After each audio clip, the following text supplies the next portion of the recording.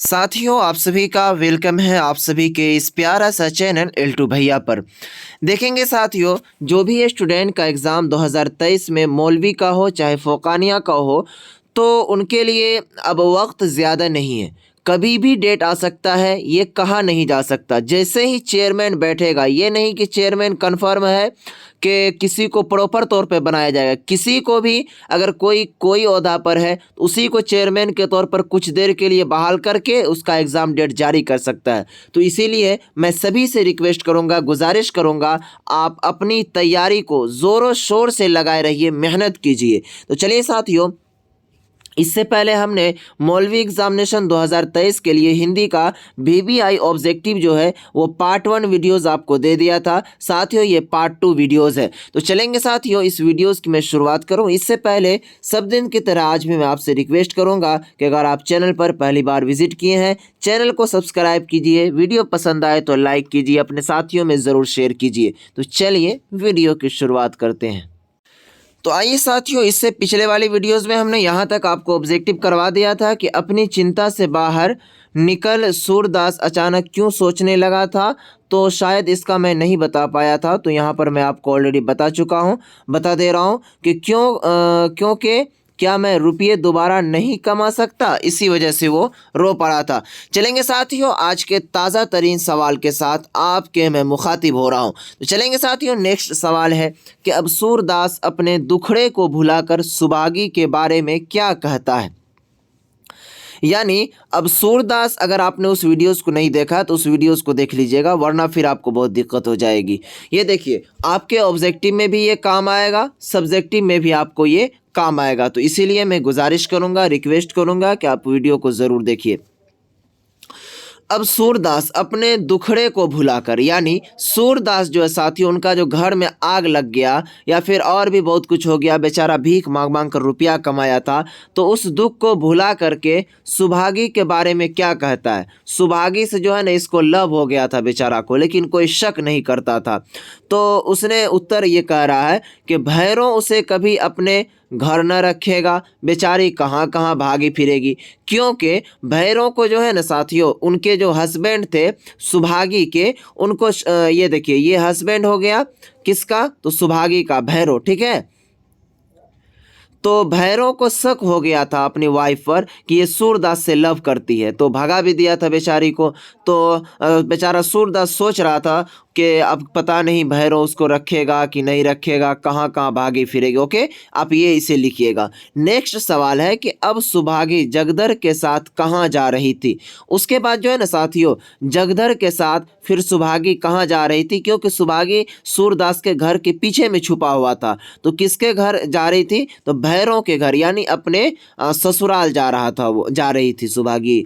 Next सवाल है कि अचानक रोते हुए सूरदास के कानों में क्या आवाज आई।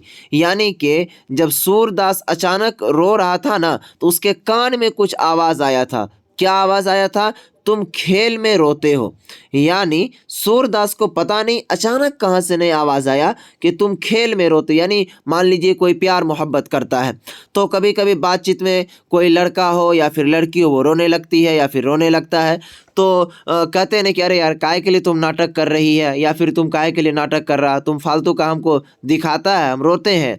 तो इसी तरह से उनको कान में आवाज़ आई, किसको, तो सूरदास को। तो साथियों, इस टाइप से भी आपको ऑब्जेक्टिव आएगा कि अचानक रोते हुए सूरदास के कानों में क्या आवाज़ आई। ऑप्शन ए में लिखा रहेगा कि तुम खेल में रोते हो, ऑप्शन नंबर बी में लिखा रहेगा कि गेंद की आवाज़ आई, ऑप्शन सी में लिखा रहेगा डीजे की आवाज़ आई। तो इस टाइप से आपको सही से चूज़ करके मारना है। अगर आपका पढ़ा रहेगा तो आप बेहतरीन तरीके से आप मारिएगा, ठीक। उसके बाद साथियों कह रहा है कि उन शब्दों का उस पर क्या प्रभाव पड़ा।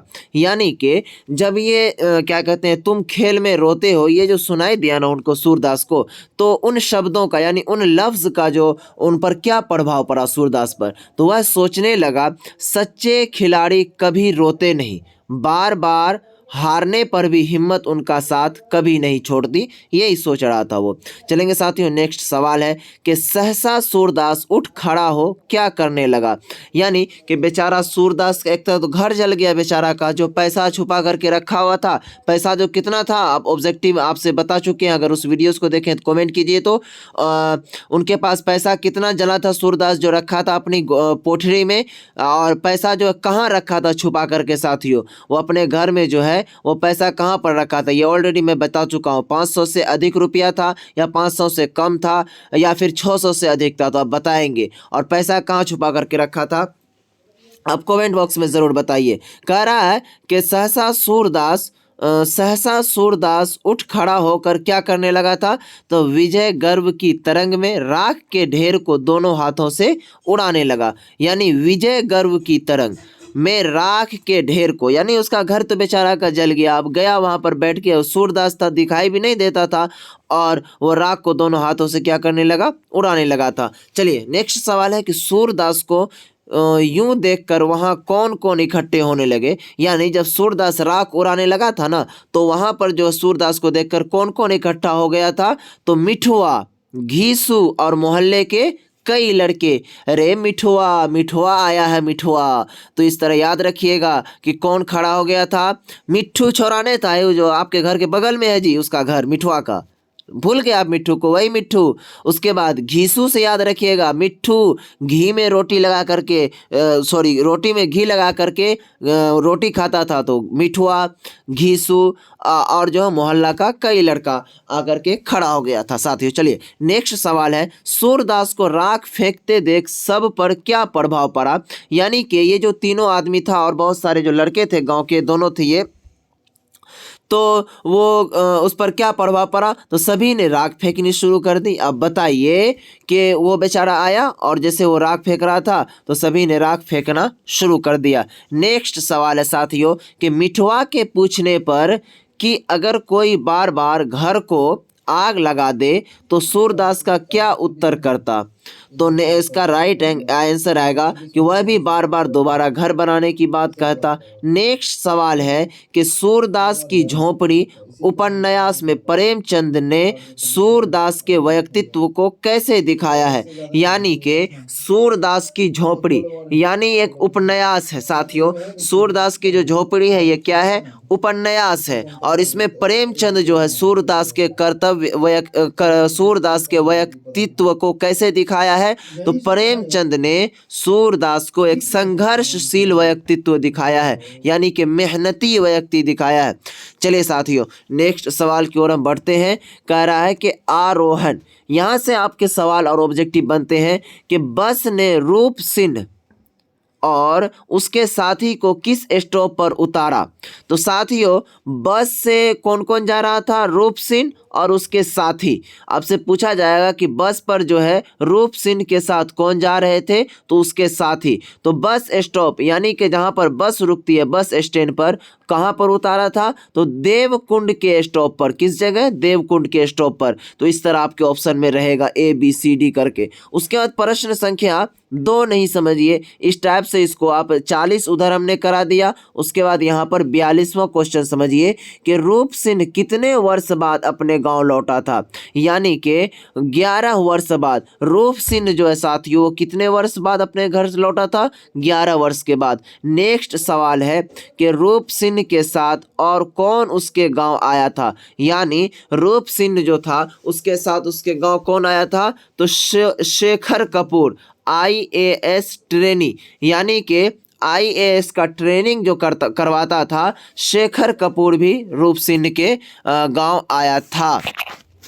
चलेंगे साथियों नेक्स्ट सवाल की ओर बढ़ते हैं। नेक्स्ट सवाल कह रहा है कि यहाँ से माही का गांव और कितना दूर था। यानी माही का गांव, माही एक लड़की है, उसमें कहानी अगर आप पढ़ेंगे तो बड़ा मज़ा आता है पढ़ने में, तो उसे भी मैं आपको रूबरू करवाऊंगा। ये थोड़ा सा क्या कहते हैं शॉर्ट टाइप क्वेश्चन ऑब्जेक्टिव, तो इसे मैं करवाना चाह रहा था।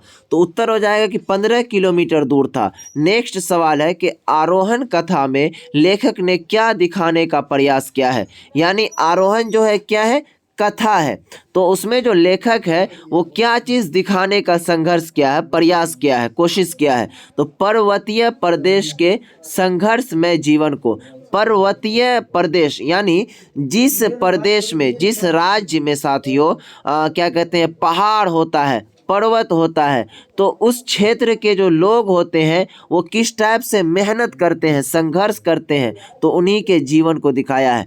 रूप ने चाय वाले से क्या कहा, यानी उसमें एक रूप आदमी, रूप के नाम का भी एक आदमी है, तो उससे क्या कहा था चाय वाले से कि यहाँ कोई घोड़ा मिलेगा। चलिए नेक्स्ट सवाल है साथियों, रूप ने चाय वाले से कहाँ जाने को कहा। यहाँ पर देखिए सवाल कितना वेरी वेरी इंपॉर्टेंट सब है साथियों, ख्वाजा वाला सवाल सब है, खाजा वाला जैसे कहिए कि रूप ने चाय वाले से क्या कहा कि यहाँ कोई घोड़ा मिलेगा। उसके बाद क्या कहा कि रूप ने चाय वाले से कहाँ जाने को कहा, तो माही नामक गांव में। माही नामक गांव वहाँ से कितना दूर था, तो 15 किलोमीटर। उसके बाद साथियों नेक्स्ट सवाल है कि महीप ने क्या पहना हुआ था। तो महीप जो है साथियों वो क्या पहना हुआ था, हल्के नीले रंग की पतलून तथा स्लेटी स्वेटर। नेक्स्ट सवाल है कि चाय वाले के पूछने पर लड़का थोड़ी देर में किसके साथ आया, तो 2 घोड़ा के साथ। यानी चाय वाला से जैसे पूछा ना कि यहाँ पर घोड़ा मिलेगा, तो चाय क्या कहते हैं, तो थोड़ी ही देर में जो है उसके साथ 2 घोड़ा आया था। ओके, यहाँ पर देखिए ऑब्जेक्टिव पूछा जाएगा कि चाय वाले के पूछने पर लड़का थोड़ी देर में किसके साथ आया, 2 घोड़ों के साथ आया, 2 गधों के साथ आया, 2 ऊँटों के साथ आया। तो आप पढ़े रहेंगे तो राइट आंसर क्या मारेंगे, 2 घोड़ों के साथ आया। चलिए साथियों नेक्स्ट सवाल है कि उस चाय वाले ने महीप से कितना मेहनताना तय किया था।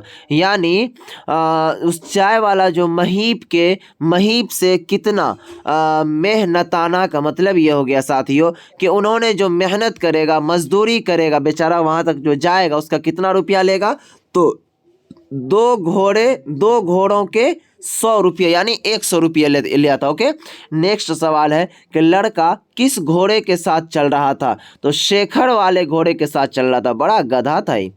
उसके बाद साथियों कि यहाँ लेखक संजीव ने धूप की सुनहरी चमक व छाया के स्याह रंग को किस रूप में व्यक्त किया है, तो वो जो है ना साथियों धारीदार खालों वाले विशाल जानवर के रूप में। नेक्स्ट सवाल की ओर हम बढ़ते हैं साथियों कि घाटी से कैसा स्वर गूंज रहा था। यानी जब पहाड़ के अंदर जब जाएंगे ना तो वहाँ घाटी घाटी नदियों के सहारे या फिर बालू के जरिए से, ज़्यादातर घोड़ा जो है वो बालू पर, रेगिस्तान का जो जहाज किसे कहा जाता है, सॉरी ऊँट को कहा जाता है, लेकिन घोड़ा वगैरह भी ज़्यादातर बालू पर चलता है।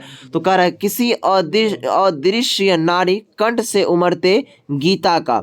नेक्स्ट सवाल है साथियों कि घाटी में गूंजता वह गीत कहाँ से सुनाई देता अनुभव होता है। यानी घाटी में जो गीत जो गूंजता है ना, वो जो सुनाई देता है वो किस जगह से सुनाई देता है, अनुभव जो होता है। तो कह रहा है कि दोनों लोकों से दूर किसी अमूर्त लोक से। नेक्स्ट सवाल है कि गीत के अनुसार कोहरा लड़की के साथ साथ किसे घाटी में न जाने के लिए आगाह करता है। तो साथियों गीत के अनुसार जो है, अब अपने अनुसार मत समझिएगा, ये जो लेखक जो लिखा है गीत अपनोहार, तो इसमें जो है लड़की के साथ साथ किसे घाटी में, यानी लड़की जो जाती है ना घाटी में, तो उसमें लड़की के साथ किसको मना करता है जाने के लिए, सॉरी जाने के लिए आगाह करता है, यानी जाने को कहता है। तो कह रहा है कि हिलांस नामक परिंदे को, एक नाम है हिलांस नामक परिंदे को। नेक्स्ट सवाल है साथियों, ये शब्द किसने कहे, पर तेरी आवाज़ भर्रा क्यों गई बताते बताते। एक शब्द है इस कहानी में, किसने कहा था, शेखर ने कहा था कि पर तेरी आवाज़ भर्रा क्यों गई बताते बताते। चलिए साथियों नेक्स्ट सवाल है कि सहसा चलते चलते एक स्थान पर रूप ठहर क्यों गया। यानी सहसा जो है चलते चलते एक स्थान पर रूप ठहर क्यों गया। तो साथियों इसका सवाल का जवाब जो है साथियों वो नेक्स्ट वीडियो में आप सभी को बताऊंगा। हर वीडियोस की तरह इस वीडियोस में मैं आपसे एक रिक्वेस्ट करना चाहता हूं लास्ट में कि आप L2 भैया के इंस्टाग्राम टेलीग्राम आईडी को ज़रूर फॉलो कर लीजिए। उसका जो आईडी का नाम है L2BHAIYA, L2 भैया, इस तरह आप लिखिएगा। सेम आपको इंस्टा आईडी आपके L2 भैया का प्यारा सा पिक लगा हुआ है, वहाँ पर आप फॉलो कर लीजिएगा, लाइक कर दीजिएगा। और साथियों टेलीग्राम का भी लिंक दिया हुआ है, इंस्टाग्राम का भी डिस्क्रिप्शन में लिंक दिया हुआ है, फेसबुक पेज, ट्विटर अकाउंट का भी नीचे लिंक दिया हुआ है, उसे भी ज़रूर फॉलो कर लीजिएगा ताकि L2 भैया का मनोबल बढ़े और आप सब तक अच्छी से अच्छी अपडेट, अच्छी से अच्छी खबर पहुंचाते रहे। तो चलिए साथियों, इतना देर आप L2 भैया को वक्त दिए नहीं, आप अपना भी भविष्य संवार रहे थे भाई, ऐसी बात नहीं है। तो चलिए फिर मिलते हैं नेक्स्ट वीडियो में, तब तक के लिए बाय, खुदा हाफिज़, अस्सलाम वालेकुम।